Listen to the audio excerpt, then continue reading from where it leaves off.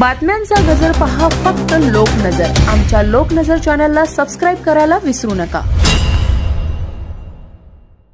अकोलामध्ये 1 कोटी रुपये खंडणी मागण्याच्या उद्देशातून अपहरण करण्यात आलेले व्यावसायिक अरुण कुमार वोरा यांच्या अपहरणात सहभागी असलेल्या आणखी 2 आरोपींच्या मुसक्या पोलिसांनी आवळल्या। रामदासपेठ पोलिसांनी मंगळवारी चंदन उर्फ चंदू अरुण इंगळे व मनीष उर्फ मन्या गजानन गोपनारायण यांना अटक केली।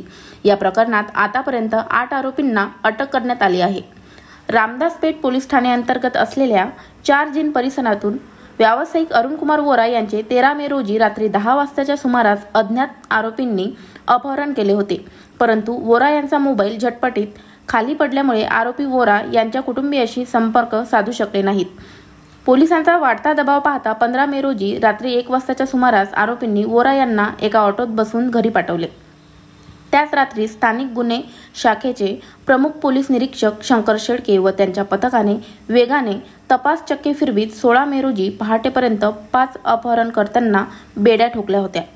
17 मे रोजी 6वा आरोपी सरफराज खान उर्फ राजा राहणार कान्हेरी सरप याला अटक केल्यानंतर 21 मे रोजी रामदासपेठ पोलीस स्टेशनचे कर्मचारी सहाय्यक पोलीस निरीक्षक किशोर पवार, किशोर गवळी, संतोष गवई, आकाश जामोदे यांनी चंदन उर्फ चंदू अरुण इंगळे वय 19 वर्ष राहणार जेतवन नगर खदान व मनीष उर्फ मन्या गजानन गोपनारायण वय 21 वर्ष राहणार शिरला अंधारे यांना शिताफीने अटक केली। सदर प्रकरणामध्ये यापूर्वी 5 आरोपींना अटक करण्यात आली होती। त्यांचा आज वाढदिवस PCR घेण्यात आला असून आज पकडण्यात आलेल्या 2 आरोपींचाही PCR घेतला आहे। या प्रकरणात आतापर्यंत 8 आरोपींना अटक करण्यात आली आहे।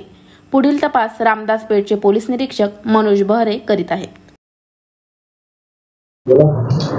पोलीस स्टेशन रामदासपेठ येथे CR नंबर 200/24 कलम 364 365 श्री अरुण वोरा यांच्या अपहरण संदर्भात गुन्हा दाखल झाला होता।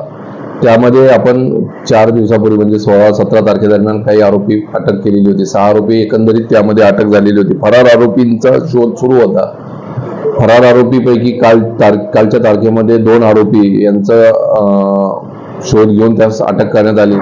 सदर तपासामध्ये काल दिनांक 21/5/24 रोजी फरार आरोपी नामे चंदन इंगळे राहणार जेतवन नगर आणि दुसरा आरोपी मनीष गोपनारायण राहणार पातूर